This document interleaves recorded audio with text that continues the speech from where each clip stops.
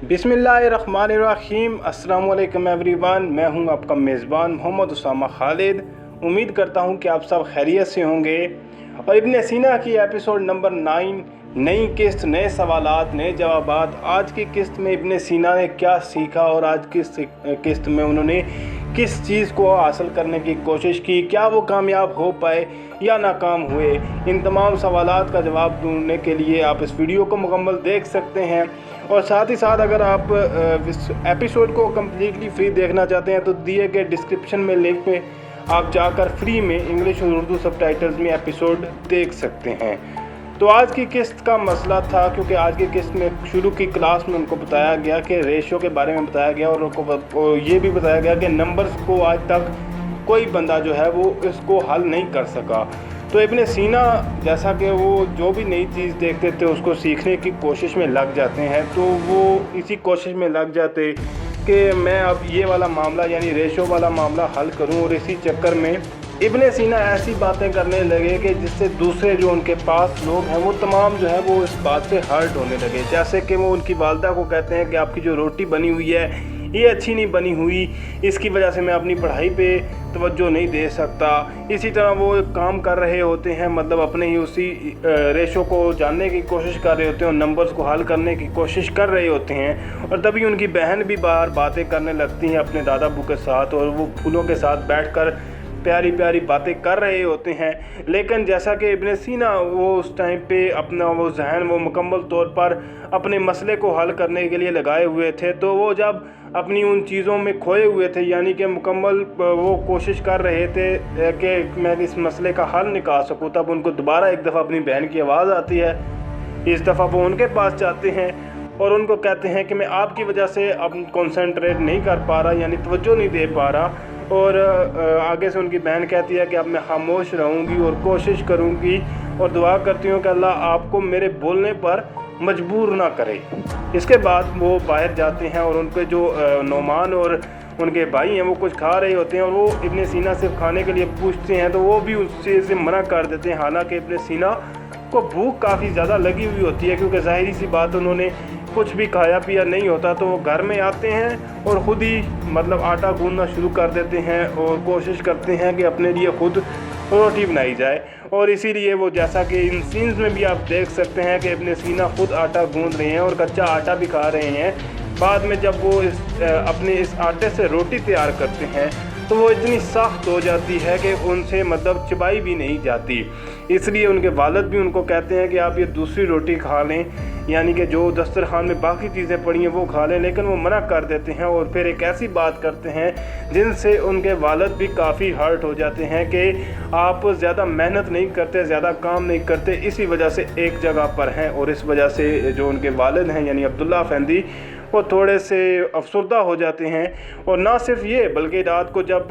वो अपने कमरे में जाते हैं और हारिस भाई अपने भाई हारिस से बात कर रहे होते हैं, तो तब उनको भी कह देते हैं कि आप भी कोई काम अब मुकम्मल तौर पर नहीं कर सके, यानी तजारत करते हैं लेकिन आज तक कोई भी फ़ायदा मंद तजारत नहीं कर सके।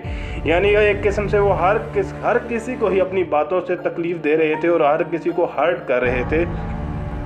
उनके वालिद को ये लगता था कि अपने सीना को हमें ये बात बतानी चाहिए कि अगर कोई चीज़ किसी मसले का हल नहीं निकल रहा होता तो इसका ये मतलब नहीं है कि आप हर बात का मसले का हल निकालना भी ज़रूरी नहीं है। और इसका मतलब ये नहीं होता कि आप दूसरों के साथ जो है वो गुस्से के साथ पेश आना शुरू हो जाएं। लेकिन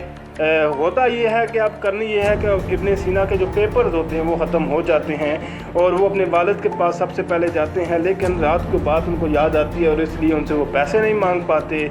और ना सिर्फ ये बल्कि वो अपने भाई से भी पैसे मांगने की कोशिश करते हैं, लेकिन वो भी उनको रात की बात याद दिला देते हैं। बल्कि उनकी बहन भी उनको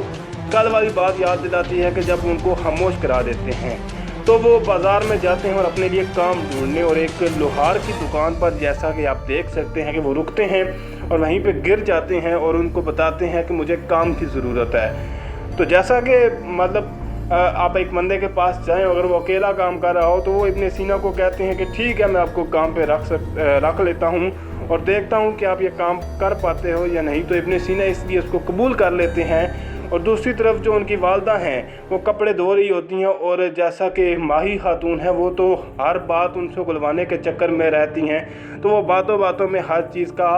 पता कर ही लेती हैं कि क्या मसला है और किस वजह से शहरियार इतने गुस्से में हैं। दूसरी जानब इब्ने सीना वहाँ पर लोहार की दुकान पर काम करना शुरू कर देते हैं और एक अपने लिए स्पेशल किस्म का मास्क भी बना देते हैं, लेकिन उनके जो उस्ताद होते हैं वो मना कर देते हैं और उनको कहते हैं कि आप इसे ना पहने बल्कि ऐसे ही काम करें। तो इब्ने सीना उनके कहने पर काम पर तो लग जाते हैं, और ये इब्ने सीना का काम करने का पहला एक्सपीरियंस था, क्योंकि इससे पहले उन्होंने ज़्यादा मुशक्क़त वाला काम इससे पहले नहीं किया हुआ था, तो उनके लिए काफ़ी मुश्किल हो रही थी। दूसरी जानब जो उनके भाई हैं वो इब्ने सीना की इस बात से काफ़ी जो है अफसरदा थे, और आज तो उनके खैर सामने गोगचे खातून भी आई और गोगचे खातून ने कहा कि क्या आप मेरी मदद नहीं करेंगे, तो आगे से हारिस ने इस बात से भी इनकार कर दिया और कहा कि आज नहीं करेंगे, यानी कि वो इस सीना की बात का इतना ज़्यादा बुरा मनाए हुए थे। और इब्ने सीना जो है वो अपनी लोहार की दुकान पर काम करते रहे, और शाम के टाइम जब उनको यानी कि काम से फारग हो गए तो उन्होंने उनका अपने उस्ताद के पास किया और रिवार्ड का मतलब उनके जो तनख्वाह है वो मांगी, तो उन्होंने आगे से उनको 6 अंडे दे दिए और वो अंडे लेकर घर आ गए। और जब घर आए तो लेट गए और उनको बोला कि उन्होंने उनके दादा अबू ने उनसे पूछा कि आज क्या मसला है, तो कहते हैं कि मैंने इतना मतलब काम शुरू किया लेकिन उन्होंने पैसों के बजाय अंडे दे दिए। और उनके दादा अबू भी उनको समझाने की कोशिश करते हैं, लेकिन सीना अभी थोड़े से अभी भी उनको वो थोड़ा सा चिड़चिड़ापन था, जिसकी वजह से वो सही तरह से बात को समझ नहीं रहे थे। खैर दिन पर काम के बावजूद जब वो रात को पढ़ने के लिए बैठते हैं तो उनको नींद तो आनी ही थी, और यही होता है कि अगले दिन जब वो मकतब में भी होते हैं तो उनको भी वहाँ पे भी नींद आ जाती है,